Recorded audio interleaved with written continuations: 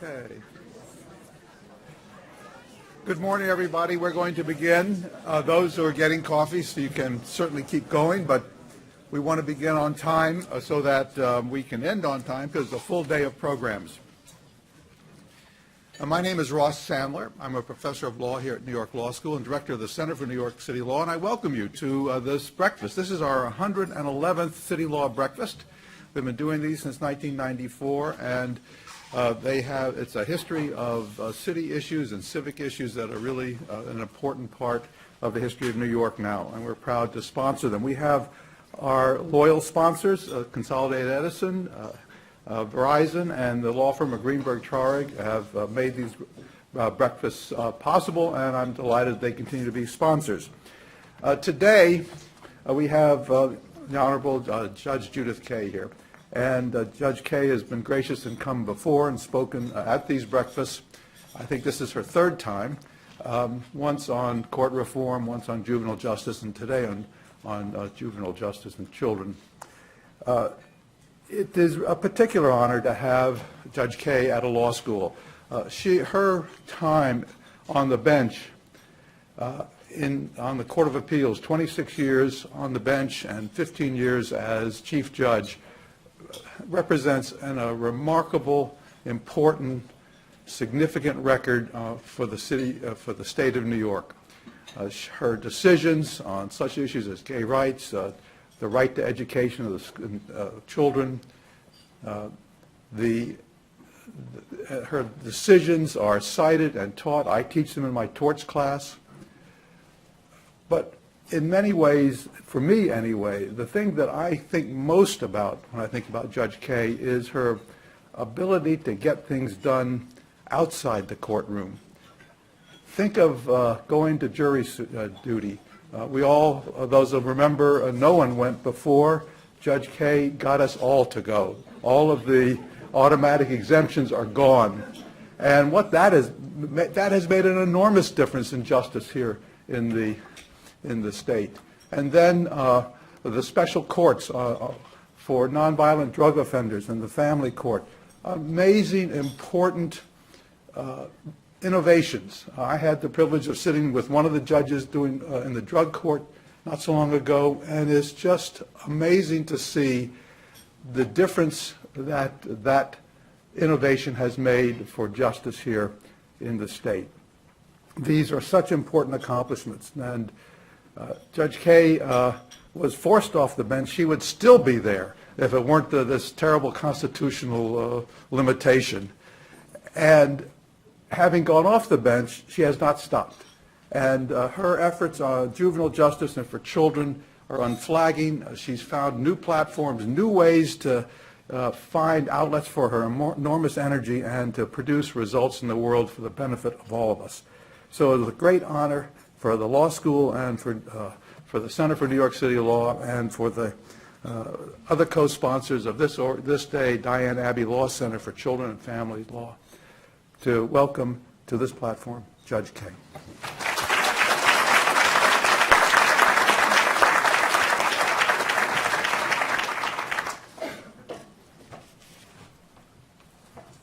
Good morning everyone, and Ross, thank you for that beautiful introduction, and thank you for the 110 magnificent City Law breakfasts. They really are just a great achievement, a great contribution to our lives, and I am especially pleased to be here.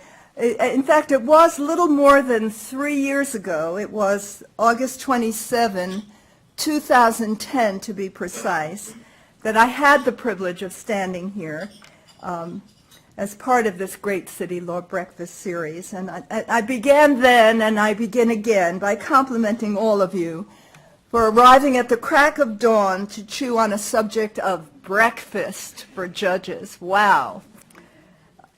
Of justice and all sorts of things to do with the courts. Now on that beautiful day, and it was a beautiful day just like it is today, it was a beautiful summer day. At the time I was not long retired Chief Judge of the state of New York. As you've heard a bit from what Ross has said, you can imagine it was a position I called lawyer heaven. But I've moved into a pretty terrific afterlife, as you see, although I do support the constitutional amendment. But I've moved into a pretty terrific afterlife as of counsel at the law firm of Skadden Arps, where they encouraged me to pursue my passion for juvenile justice, along with a host of other global issues that I'm pleased to address if you like. But let me assure you that to be chair of the Permanent Commission, Judicial Commission on Justice for Children on the one hand, and head of the New York International Arbitration Center on the other hand, as I am, with everything in between, is, as you can imagine, a bit challenging. What an interesting place the real world has become during the 25 years that I've lived in lawyer heaven. And by the way, I brought some brochures for Choose New York for International Arbitration. I'm sure many of you will be interested in having a copy of this. My August 2010 remarks were entitled, Juvenile Justice Reform, Now is the Moment. And I was so pleased to find, along with lots and lots of questions from the audience, that those remarks were actually published in the New York Law School Law Review, and I brought a copy of that as well. And I brought it especially to warn all of you that while I will entertain and be delighted to answer your questions, that all of the questions were included in this publication. So be careful what you ask me, okay? And guess what? If I had to put a title on the remarks that I'm about to deliver today, it would be Juvenile Justice, Now is really, really, really the moment. The years unquestionably have seen significant movement in juvenile justice in New York City and throughout the nation. And surely his mayor and his administration, and I'm so pleased to welcome the Corporation Counsel, one of the mayor's right-hand men, Michael Cardozo, they deserve enormous credit for the attention that they have given to kids and education. We have seen all sorts of wonderful programs in the past 12 years. We've seen huge reductions in foster care, greater permanency for children. We've seen better graduation rates and so many, many more initiatives that have succeeded in helping kids. Who would have thought, for example, that 20 years ago, in the wake of the super predator teens, that an initiative called Close to Home would be the name of a New York City program designed to work with young juvenile delinquents differently, keeping them here in their city, in their school system, close to their families, not sending them away to be fixed. New York City listened to people like Commissioner Carrion, Commissioner Schiraldi, who urged programs to close deplorable youth detention facilities, to realign state dollars, and to reallocate savings to local governments so that they can create meaningful programs to improve youth comes. Do you think anything of this is easy? Just ask Commissioner, I don't know whether he's here, Commissioner Ronald Richter, former Judge Richter. Not easy to make change, but oh my goodness, so many worthwhile programs that were initiated in these years. Regrettably, however, the sunshine of the many laudatory efforts we have witnessed have put into even sharper focus the shadow of thousands upon thousands, tens of thousands of New York City school children who are still struggling, suspended, arrested, dropping out of school, and as we know, on their way to a life of despair and violent crime and imprisonment. We all know that so well, and I am so especially pleased to see today in the audience a population of real, caring school people who I hope will help us contribute to making things better for these kids. We all know that getting through school is hardly the end, but we also know that not getting through school, that is the end for so many kids. So what I have learned in the years since our last breakfast together are what I'm going to share with you this morning. For me, the defining moment was creating an utterly astounding New York City task force aimed at keeping kids in school and out of court, and very, very much involving both ends, both the school spectrum and the courts, the judge spectrum, because it's incredible what we are able to do together. We began in June of 2011, and we released a report 2 years later, and there's a copy of the report for all of you here. I see some of you have it in your hands already. We released the report 2 years later on May 30, 2013. And in the interim, we convened literally dozens of times, and there's a list of our meetings in that booklet. Skadden Arps thanked me so much for bringing all those meetings to their offices. But I was asked recently, someone asked me recently, under whose auspices is this task force functioning? And that, I scratched my head and thought for a few minutes, and actually nobody's. It's just all of ours. We're the people. No official organization put us together. No one directed or compelled a single one of the 44 task force members to be there. But we diligently showed up, meeting after meeting after meeting, intensely centered, not on the sunshine that we saw going around us on the issues of school and kids and keeping them out of courts, but we call this the shadow population. The shadow population that was even magnified by what we were seeing in the sunshine. The shadow population I refer to are the kids who are being suspended and arrested and dropped out, the school, potentially the school to prison population. Now the magic and the key to this task force, and I see several members of the task force here, I am enormously beholden to them. The key was that we were a unique group of collaborators. We represented every interest across the board, from parents, from real school people, caring educators, advocates, unions, district attorneys, academics, agencies, judges, every imaginable issue related to keeping kids in school and out of courts. That was our narrow focus. The people who came together are people in our siloed society who do not usually sit around a table discussing subjects like this. We all tend to stay in our own silos. The schools are a silo. The courts are a silo. We do not often come together to consider subjects like this. And I have to tell you, we learned so much from one another during the process. And I honestly believe, that as we went on during those 2 years with our work, we each learned so much that we were able to use in our ongoing efforts. What a great model for reform, don't you think so? To put a group like this together, focused on a specific problem that we can together, if not resolve, we can certainly make enormous steps forward. Now, coincidentally, during the time that we were holding all these meetings, a groundbreaking study was released by the Council of State Governments.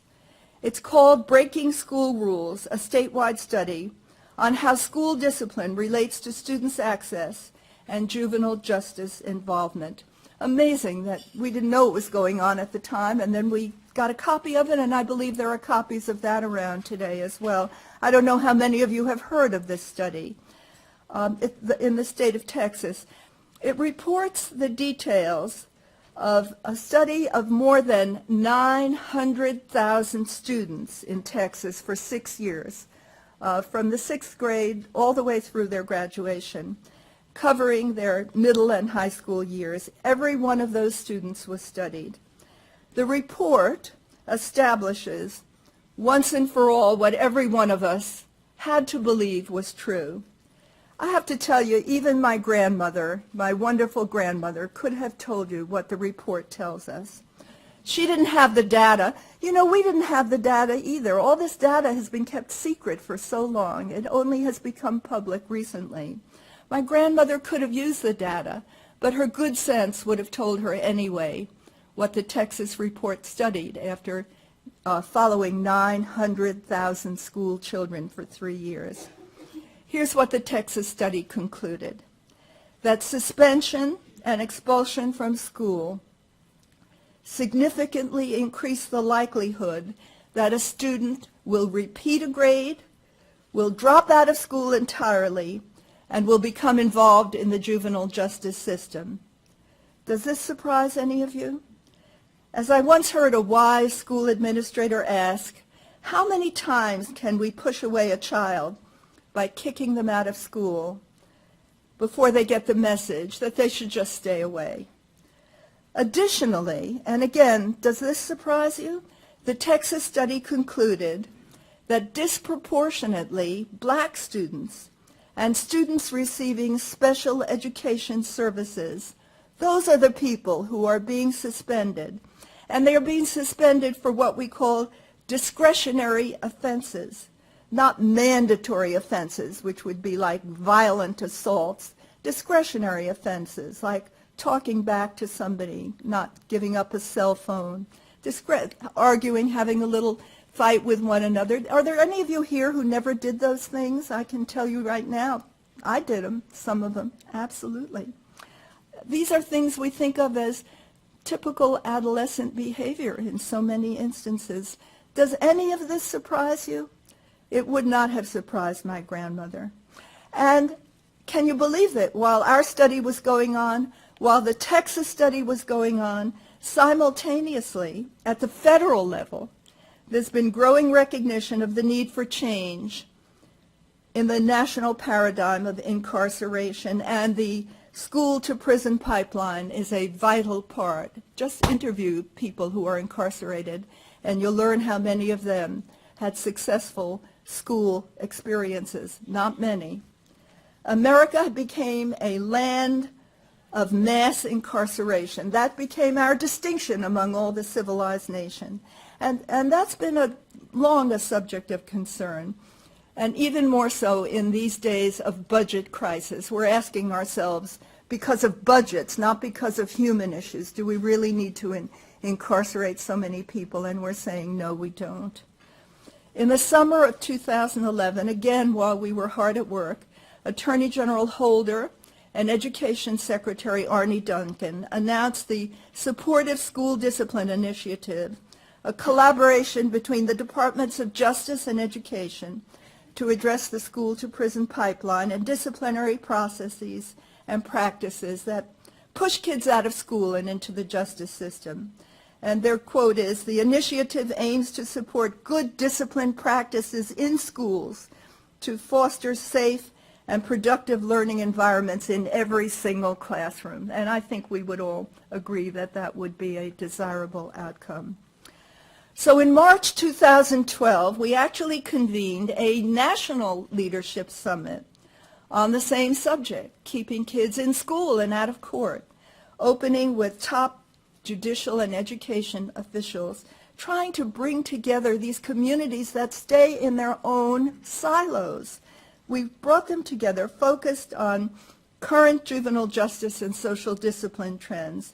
And we closed 2 days later with Marian Wright Edelman, founder of the Children's Defense Fund, who recited all of the devastating statistics on what in fact today is not the dream that my parents had for being in America, but my immigrant parents, but the nightmare of far too many parents and children today. That children will be suspended, that they will be expelled, that they will be dropped out of school. The message became clearer and clearer and clearer as it is today. We need to reroute those kids, and we need to rekindle the American dream. Now, happily, I can report that that summit drew teams from 45 states, pretty remarkable. The District of Columbia, Puerto Rico, and the Virgin Islands, including 23 top state judges, 15 of them chief judges, 14 top state education officials, and a dozen Native American leaders.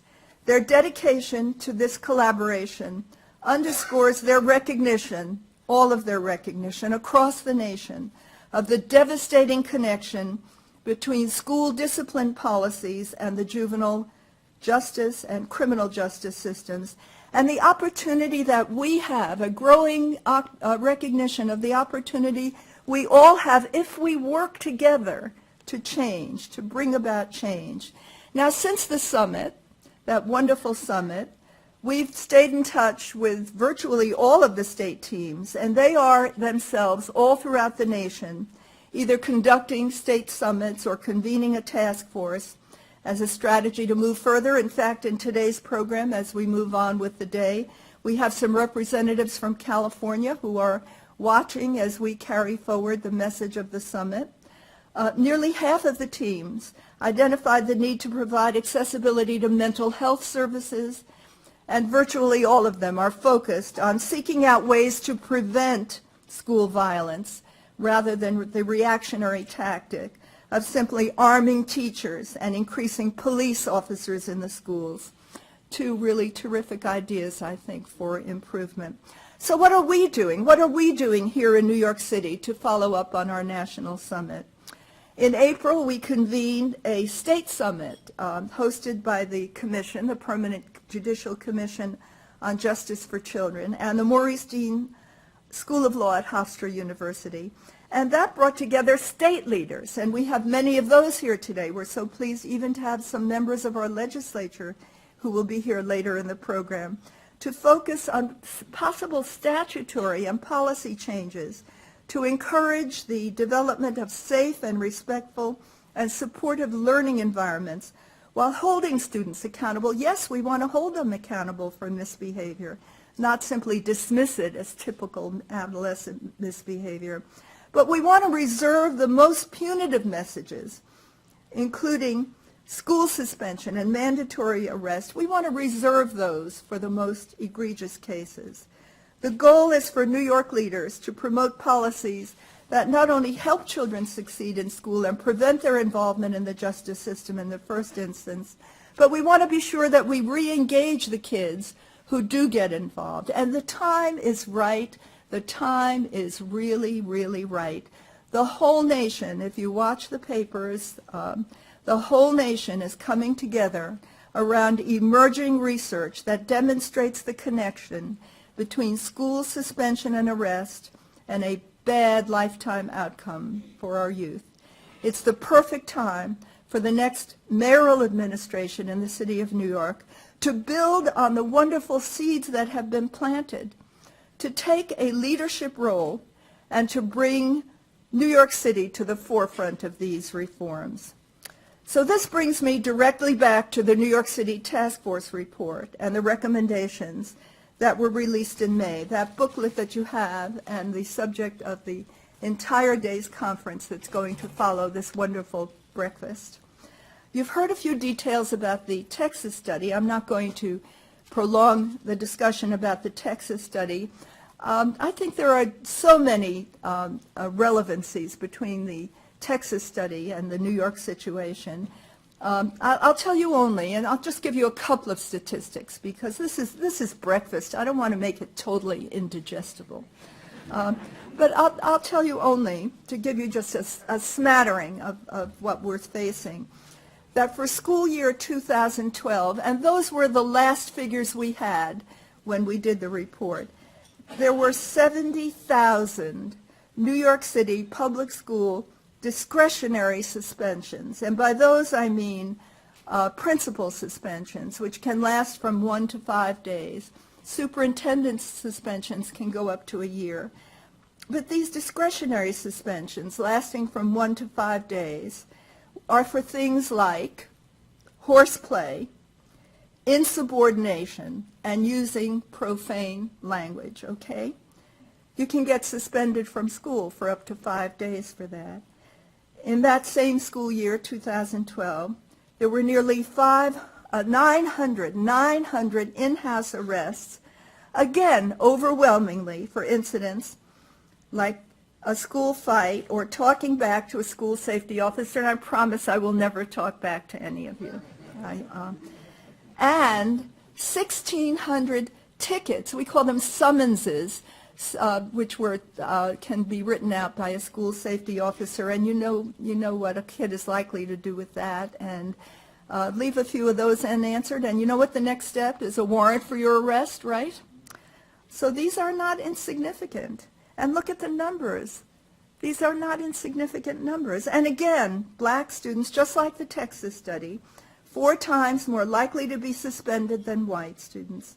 Students receiving special education services or who have been identified as having a disability, again, significantly more likely to be suspended than their peers without IEPs. I might add that these figures we notice as we continue studying the city statistics, these figures have been coming down, but I also have to add that I can't discount that all of the attention and publicity and study that everyone's been giving to this have contributed. So isn't that a good lesson, that the more we raise our voices, the more we're going to see these statistics come down? Clearly, a great deal is being done. We need to do a lot more. Now, there are 2 things that are especially striking about the New York City statistics, and the same 2 lessons learned from the Texas statistics. The first, which I've just mentioned, is that the majority of the suspensions, of the tens of thousands of annual suspensions, the majority of suspensions are discretionary, and a large percentage of the arrests and the summonses are for what might be considered typical adolescent misbehavior. And again, by no means do I say that we should excuse it. It needs to be taken care of. But how is the question. Do we really need to arrest a kid, really, really, really, for talking back to a school safety officer? We call it insubordination. We call it obstructing governmental authority. Riding a bicycle on school premises can get you arrested. Do we really need to do that? And that's the first point. We really need to take a hard look at what it is that is causing us to put kids out of school. Once we put them out of school, we're putting them on a dangerous course. We need to keep them in school, and we need to help them, and we need to see that they are accountable for whatever it is that they are doing wrong.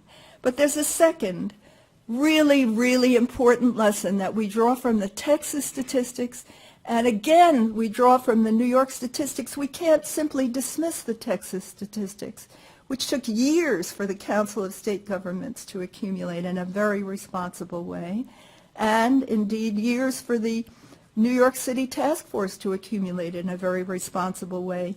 And the second message is that in New York, just like in Texas, the incidence, the high incidence of suspensions and arrests and tickets, the summonses, they are concentrated among a very small number of schools. This is something we have been able to find out since we have first been permitted to get access to the data. Without the data, we couldn't have known this, but now we know it. Now we know it, and we could and should know even more. The data should be readily accessible to us, because what the data have shown us in this particular instance is that there are fewer than 50 New York City schools. That is just 3% of all of the New York City schools. It's only 50 New York City schools that account for more than 25% of all of the discretionary suspensions. Does that show you something? Doesn't that tell you something? Doesn't that tell you where we need to put our efforts? I think clearly it does, and so does my grandmother. Now, I could go on with the statistics. The fact that we now even have this data so long non-public is itself amazing. And we have to be sure that we get more data and that we squeeze every single good, every single potential benefit out of it. But after all, This is breakfast, and I don't want to make it completely indigestible. I think you have a very good sense of the problem. I think you have a very good sense of how far we have come since the last city law breakfast in the year 2010. And I think you have a very good sense of the long distance we need to go in yet addressing the kids in the shadow. I call them the kids in the shadow because there's a lot of sunlight in school reform and education, but believe me, there's a lot of shadow too, and you don't need to have even more statistics to confirm what your good sense is telling you. We need to address our attention to the shadow as well as the sunshine. So I want to turn from summer 2010, when I stood here at this great city law breakfast, to autumn 2013, when I've been privileged again. Ross, thank you for inviting me again. Now, autumn, unlike summer, autumn, let's think of the significance of autumn. Autumn is a season of robust maturity, fruitfulness, a time of picking apples from orchards and picking ideas from gardens of great ideas. Autumn is a time of reaping harvest from seeds that have been planted earlier. Autumn is a time of thanksgiving. Plainly, we must ensure that our schools are safe for our students to learn and for our teachers to teach effectively. We have to focus our efforts on providing an education that allows the full development of each and every student, that protects them from discrimination, that uses discipline opportunities to teach students about their rights and the rights of others, and to provide a quality education that prepares them to compete in today's world. But one of the lessons we have learned in recent years is that unnecessarily harsh discipline focused on certain schools and certain populations, and we know for sure that that's been so. We know now for sure that that does not make schools safer. In fact, quite the reverse. And we've learned a fabulous lesson recently from no better place than New York City itself, that harsh penalty does not equal greater safety. New York City, and I've gotten the report recently, and it's available to all of you also. I think Vera published it. New York City is very proudly celebrating, and I am a lifetime resident of New York City, a significant reduction in our correctional population. Isn't that terrific? Fewer people being detained in correctional facilities. And guess what? At the same time, we are enjoying the highest ever level of public safety.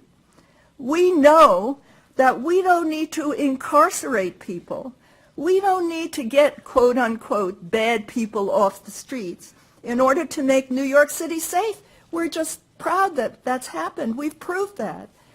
So by the same token, it's clear, isn't it, that suspending, arresting, ticketing kids in school, the harsher is better mindset that we applied earlier when we were putting all those bad people into correctional facilities, doesn't that need to be the same kind of rethinking so that we can have the same kind of celebration?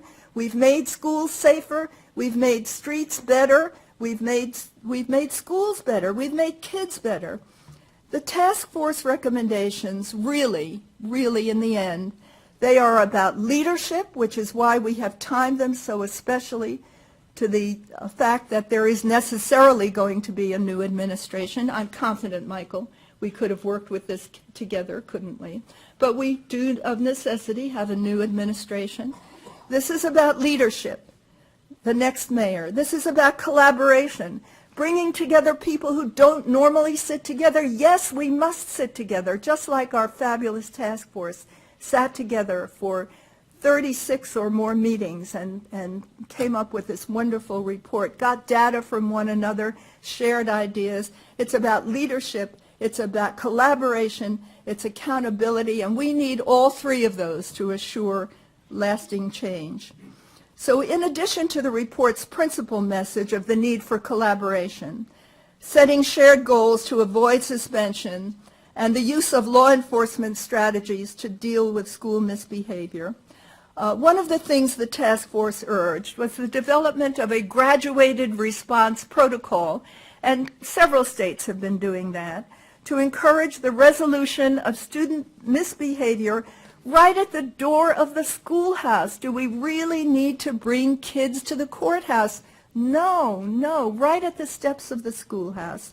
Similarly, the task force recommended improvement both in educational planning for court-involved students and in the re-enrolling youth who had been arrested and suspended. And again, as I look around the room, I see so many of you who I know whose hearts are in this and who have been so helpful in formulating these recommendations. And there are so many more recommendations in the report.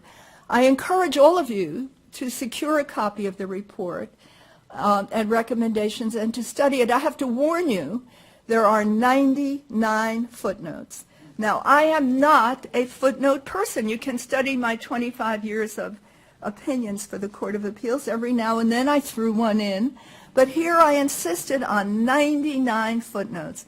And the reason we have 99 footnotes is that we spent a tremendous amount of time and effort reaching out to everybody across the nation who had anything to contribute in the way of resolving this issue, because this is a nationwide issue, this is a statewide issue, this is a citywide issue, and I wanted to be sure that in our report we had access for all of you to read everything that's been written. You can't believe all that's been written lately in the past couple of years on this issue. This is a really important issue.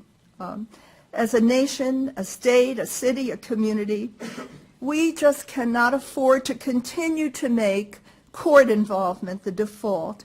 We cannot continue to send so many young people on the express lane to prison and honest to oblivion. Surely we can do better.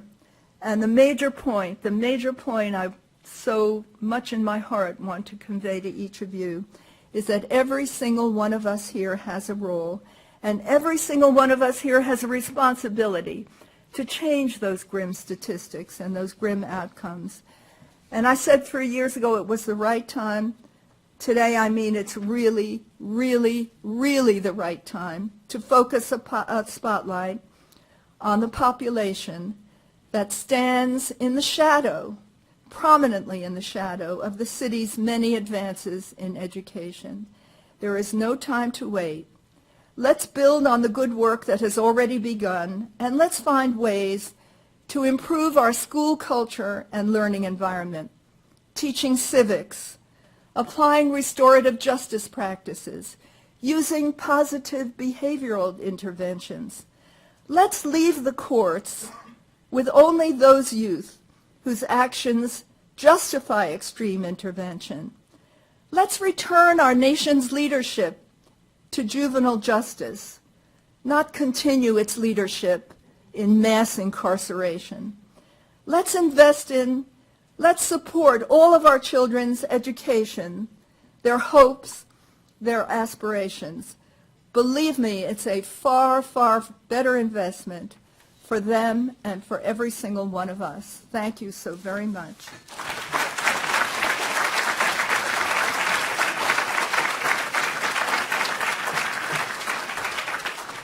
Thank you so much. We have time for a few questions. There are microphones and if somebody, you go to the microphone if you'd like to ask a question or make a comment, and we invite those of you who, oh, come on now, there must be some comment or, there we go, yes. Hi, I actually am a New York City public school teacher for special education and social studies, and I think my school's probably one of the 50 schools you were talking about. It's Brooklyn Prep High School. It's in Williamsburg, Brooklyn, and the issue we have, for example, is we've already had 59 suspensions, and it's only been a month and a half. And I have moral dilemmas all the time as a teacher, not wanting to suspend a lot of the students, and completely agree with everything you say, but another issue that we're having is, for example, we have to abide by the new Common Core standards. And my kids are not connecting well at all to Huckleberry Finn and would much rather probably read the autobiography of Malcolm X, but as a teacher, if I don't abide by the Common Core standards, by the end of the year, I get a U and can no longer teach. So there's a lot of those dilemmas as well that I think teachers have to go through, and I was wondering if maybe you had some insight or any advice on that. Well, I think you have really posited the problem so beautifully, and we clearly have to put that at the top of the list, and we clearly need you at the table. The one thing I discovered in my 25 years as a judge is that judges are great conveners. We have the administrative judge of the family court right here, great Edwina Richardson-Michelson. It's amazing how judges can bring people together, and I think my judicial office helped sustain the fact that people came 44 times. They were just the greatest people on earth, the kindest, most wonderful people. But I ask them to come, and they come. But honest, I mean, I can admit in private, since we're in private here, I don't know the answers to these questions. I don't know. I just know we have a really desperate need that this person, that these kids, you have posited the problem perfectly. Already to have so many suspensions, barely a month into the school year, where is it going to lead these kids? So how do we make some kind of accommodation so that we meet the standards, the educational standards, and still not be dooming the kids who don't want to read Huckleberry Finn, but definitely need other services. And I hope that that this report will lead to some good convenings. We don't think there's a magic solution. We've tried very hard. And when you look at this report, and please study the footnotes, we brought people from all around the country. I told you we have California people here today, hoping we can lead them on the next step because they've been working hard on this too. You have put your finger exactly on the problem. Yes, Common Core is important. Yes, we've got to get all kinds of science and wonderful prizes, but we can't be killing kids in the interim. We've got to figure out a way to do both. And if it weren't a problem, if I knew the answers, do you think I'd be doing this? No. But you are exactly right, and I hope people I know Edwina will thank me enormously for adding to her schedule, which permits so much time. But she sees the problem like I see the problem. We are spectacularly privileged to have such an administrative judge, and I say the judge. I believe that my convening power as a judge was a great asset, and I hope that Judge Richardson-Michelson and other judges will bring people together to come around these problems, because we share these problems. These kids are going to be in court. They're going to be in detention facilities, some of them regrettably because we haven't raised the age of adult criminal prosecution. Some of these teenagers are going to be in prison. Do we really need to go down this road? I don't think so. Do you, Edwina? You know, following that, one of the things that Judge Kaye did the last time, she turned to the audience and said, what are you going to do about it? And she started asking, what are you going to do? Well, we have a great audience, and we have Commissioner Schiraldi sitting right next to Edwina. He knows what a fan I am. And how do you answer that wonderful question?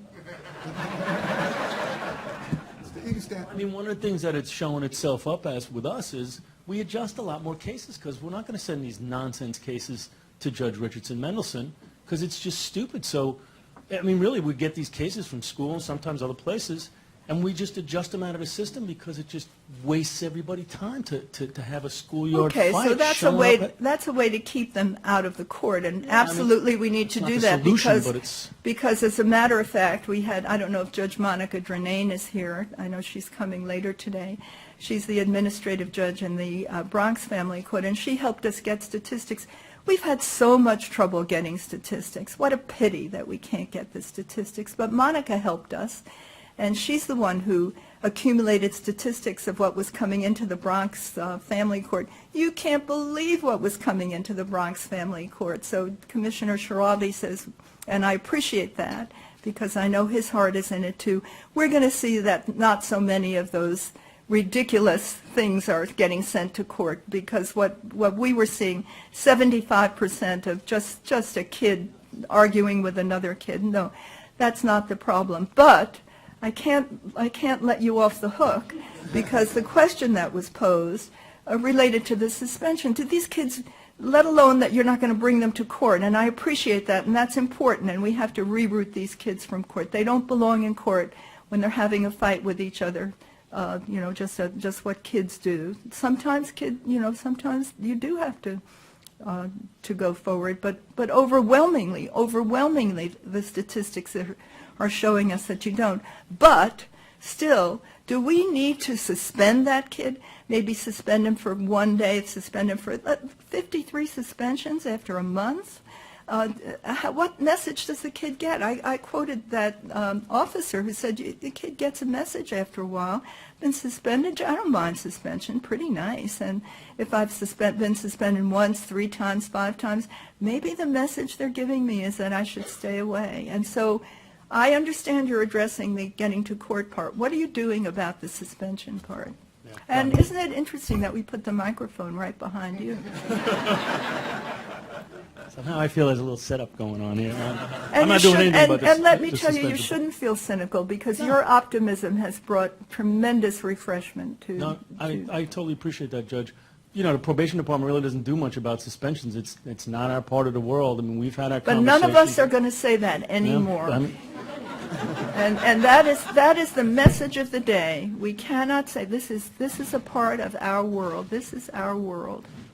Okay, so now comma. What's the rest of the answer? Comma, or even period, paragraph. One of the things we just started this month was a special program just specifically in school for the young people. So there are young people that come to the courts, and they are so profoundly not going to school that the judges are like, look, you got to do something about this, because I put this kid on probation, and I asked him to do one thing, and that is go to school, and he's not going, or she's not going. So we just started 2 programs called PEAK, one in the Bronx and one in Brooklyn, for kids from those parts of the city, that will specifically sort of immerse those schools in social services for those kids that are repeat truants, and have an evening program so they can catch up on their credits, because some of them are so far behind on credits that the just notion of graduating is just not in their head, so they really don't want to go to school, and that has a lot of other social enrichment programming. So that'll be for kids who are otherwise placement bound, who would otherwise be getting placed in residential facilities, and that just started, both of them just started this month. So that's our next step. Okay, so that is a little bit helpful and fortifies my statement that as these issues have become more open and have risen in our consciousness, that good people are looking for ways to make small adjustments, and each small adjustment contributes to a resolution of the problem. But we can't stop now, right? And you are looking for more ways. Thank Yes, you. Your Honor. We're going to have to Think of the next issue of the law review. don't go away. We're gonna. I'm sorry. We're gonna have to end. I am too. Because the other program is beginning at 9:30, and we do have to bring this to a close. I am really disappointed that we can't keep going, because I am disappointed. I'm sure you would. Well, everybody here has to go downstairs. Or where is the program? Go and stay and continue to do this kind of conversation. Let me say something about Judge Kaye. When Judge Kaye was chief judge, everybody had to answer her telephone calls. And now, when she's off the bench, the question is that power and force still permanent? And it is. She is probably the only person in New York State who could convene all these groups of people on a single topic and say, you have to do something about it. That is such a valuable resource for the state, to be able to have a person like Judge Kaye bring people together, solve a problem in a way that could not otherwise be done. This is a power, and it's a personal power, and we thank you for doing it and using that power on all our behalf. Thank you.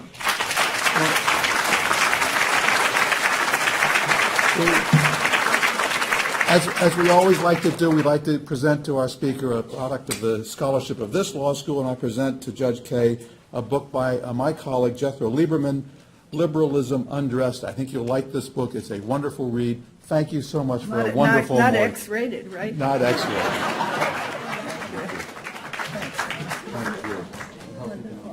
Yeah. Yes, oh, yes, yes.